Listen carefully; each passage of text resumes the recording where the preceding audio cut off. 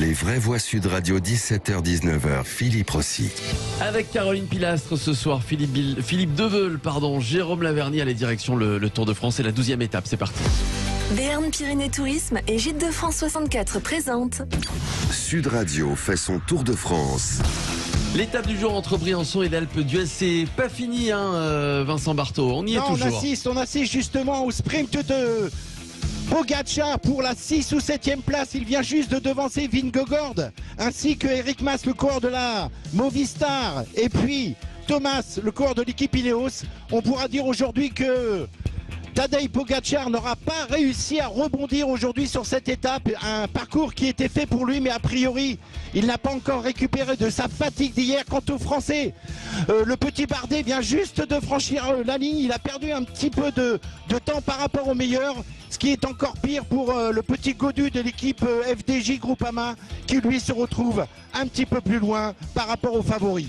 Et voilà donc l'arrivée que vous avez suivie en direct sur Sud Radio avec Vincent Barthaud, et il nous a commenté il y a quelques minutes la victoire donc de Thomas Pidcock. Pascal Chanteur nous a rejoint. Bonsoir Pascal. Bonsoir à toutes et tous. Bonsoir à vous. Je vous donne la parole Pascal Chanteur. Qu'est-ce que vous... Alors déjà sur Thomas Pidcock, Pascal Chanteur. Thomas Pidcock qui était dans l'échappée du matin, eh bien, on savait tous que c'était le coureur le mieux placé au général. C'était le coureur qui était le plus en forme et le plus capable de remporter cette étape avec une arrivée au sommet. Maintenant, ce qui est aussi très important, c'est que les informations qui nous ont été données par les images et voyant aujourd'hui Pogačar, je pense que, comme on disait hier, on ne savait pas trop si c'était un coup de chaud, si c'était une hypoglycémie ou si c'était peut-être des traces de possible Covid. Eh bien, aujourd'hui, on est réconforté. Je pense que hier, il a eu une véritable fringale. Je pense que le col de l'Alpe d'Huez n'était pas spécialement un col qui lui était adapté, parce que Pogačar préfère des cols à fort pourcentage, et que l'Alpe d'Huez reste quand même un col assez roulant. Et on a vu sur la deuxième attaque de Pogačar où Vingegaard a eu du mal à rester dans la roue, et puis à une arrivée au sprint à plusieurs coureurs, ce qui veut dire qu'ils se sont relevés un petit peu dans le final pour que Geraint Thomas puisse rentrer, ainsi que Mas pour la ligne d'arrivée. Ouais, juste pour faire une petite parenthèse, Vincent Barthaud, on en parlait hier évidemment, c'est une bonne nouvelle concernant Pogačar.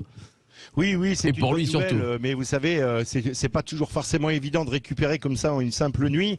Bon, il va lui rester quand même pas mal de parcours à effectuer avec toutes ces étapes de montagne dans les Pyrénées. Donc on va voir comment il va agir par la suite. Et c'est vrai que cette ascension de l'Alpe d'Huez était un peu trop roulante pour essayer de faire des différences.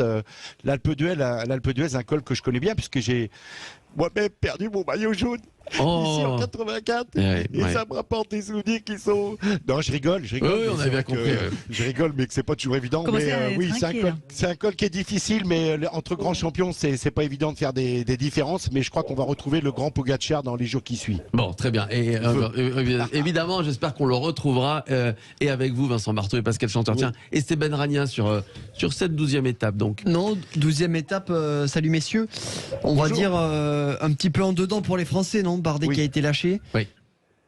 Oui, il a perdu un petit peu de temps. Excuse-moi Pascal, tu vas reprendre. Allez-y Vincent, juste après Pascal, Il a perdu un petit peu de temps, mais il a réussi quand même à réduire l'écart qui le séparait par rapport aux favoris. On pensait qu'il allait perdre un petit peu plus de temps. C'est une question d'une trentaine de secondes et une petite minute pour Gaudu. Donc ils s'en sortent pas mal tous les deux quand même aujourd'hui. Oui, Pascal Chanteur. Non, mais Vincent a tout dit. Romain a bien limité après une étape très importante pour lui hier. On a vu aussi quand même un Geraint Thomas qui arrive à suivre les meilleurs, et je pense que ça va être sa tactique le plus longtemps possible, c'est-à-dire de suivre les deux, que ça soit Tadej Pogačar et Vingegaard. Et puis quand on regarde bien, quand ça attaque fort et que ça roule très vite, eh bien on a pratiquement un podium entre Pogačar, Vingegaard et Geraint Thomas. Donc maintenant, à Romain et à David de se refaire un petit peu une petite santé dans les quelques jours où on va voir la traversée de la France pour reprendre les Pyrénées, où je pense qu'un coureur comme David Gaudu et Romain Bardet seront bien meilleurs, parce qu'ils aspirent à des pourcentages élevé et qui plus est des changements de rythme qui est la qualité première d'un grimpeur. Tiens, Vincent Berthaud, vous nous disiez à l'instant, avec des larmes, hein, évidemment, des larmes de crocodile, que vous aviez perdu votre maillot jaune sur cette étape. Quelles sont les difficultés de cette étape que l'on a vécue ensemble, Vincent? Les difficultés, vous savez, toutes les étapes sont difficiles. Hein. Aujourd'hui, on avait quand même une étape relativement courte, mais avec 3 ascensions difficiles. C'est surtout d'être bien entouré par des équipiers au moment où on aborde un petit peu la vallée entre les 2 cols. Et puis la chaleur aussi. Donc voilà, il a priori il a fait quand même un petit peu moins chaud aujourd'hui sur le Tour, mais voilà, c'est surtout de bien gérer son effort par rapport au reste des étapes difficiles que les coureurs vont avoir à appréhender par la suite. Mais oui, ça reste quand même toujours difficile. Mais je crois que Pogačar a vu tout de suite aujourd'hui qu'il ne ferait pas la différence. Donc il a cherché surtout à redevenir compétitif, se remettre en confiance pour les étapes d'après-demain. Ouais. Juste, Vincent, je vous donne la parole juste après, Pascal Chanteur, puisque je reviens sur ce maillot jaune 1984. Vincent, qu'est-ce qu'on ressent? On faisait le parallèle tout à l'heure avec Jérôme Laverny, avec des joueurs de foot quand ils célébraient leur victoire. Qu'est-ce qu'on ressent quand on gagne une étape, Vincent Berthaud, et quand on récupère un maillot jaune? Qu'est-ce qu'on ressent vous savez, c'est le Graal. Il y a beaucoup de coureurs qui voudraient déjà essayer de gagner des étapes sur le Tour. Moi, j'ai eu la chance de gagner le 14 juillet à Marseille en 89. Le 14 juillet, le bicentenaire de la Révolution. Voilà, je suis arrivé tout seul sur le Vieux-Port à Marseille, donc c'est une joie incroyable. Il y avait beaucoup de spectateurs. Les 15 derniers kilomètres, il n'y avait pas un trou dans la foule. C'était les frissons pendant les 30 dernières minutes de course. Et puis le port du maillot jaune qui est aussi magnifique. J'ai eu la chance justement de monter ce col de l'Alpe d'Huez en maillot jaune. Je savais que je le perdais puisque j'avais un petit peu de retard sur Laurent Fignon et Bernard Hinault, mais j'ai été énormément encouragé dans ce col qui est incroyable et j'en garde un souvenir énorme. Ça décuple les forces, mais voilà, j'en suis fier et content. Bon. Oui, Pascal. Non, mais d'accord. Je bois les paroles de oui, nous aussi. Alors, Jérôme Laverny, vous voulez réagir, et juste après, Esteban, pour continuer sur cette étape. Oui, effectivement, dans une récente émission, on a parlé des figures mythiques, non pas de Jupiter ni de Vulcain, mais de Anquetil, Merckx et autres. Oui.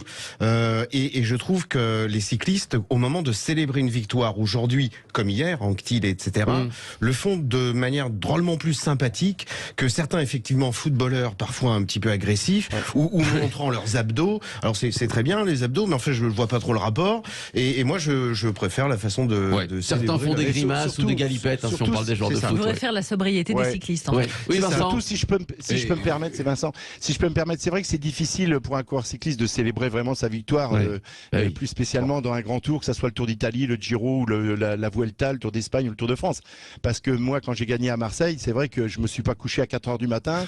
J'ai pas bu 3 bouteilles de champagne. À 8h30, 9h, je m'étais déjà fait masser, j'étais au lit et il y avait tellement encore une étape difficile du lendemain que voilà, on ne peut pas la célébrer vraiment comme effectivement vous l'avez signalé chez les il parle de quand vous franchissez la ligne d'arrivée. Je parlais du moment de la victoire, c'est-à-dire de la célébration vraiment comme un gars qui marque un but au foot. Là pour le coup, je trouve qu'il y a beaucoup plus d'humilité, beaucoup plus de sublime dans cette humilité des coureurs cyclistes que cette espèce d'agressivité un peu marrante, un peu grotesque de certains footballeurs. C'est un sport collectif, le football. Donc c'est vrai qu'ils ont plus l'occasion de quand ils célèbrent un but aussitôt. Nous, quand on franchit la ligne directement, c'est la presse, c'est le podium, c'est répondre aux journalistes et puis voilà. Donc c'est complètement différent. Oui, Pascal, oui. C'est raisonnable au niveau rémunération. Allez-y, Pascal. Vous oubliez une chose, vous regarderez les images. En général, le coureur respecte systématiquement son sponsor sur le maillot. Il fait attention, il tend le maillot, il monte la fermeture éclair pour qu'on voit bien son sponsor, celui qui le rémunère chaque jour. C'est toute la différence aussi. C'est que les sponsors sont très proches des coureurs. Nos sponsors, on connaît tous nos sponsors, on connaît tous les dirigeants. Et c'est vraiment un climat de confiance qui est créé entre nos partenaires et l'ensemble de l'équipe. Pour finir, Esteban. Non, messieurs, juste pour la suite du tour, là, ça va pas bouger jusqu'aux Pyrénées?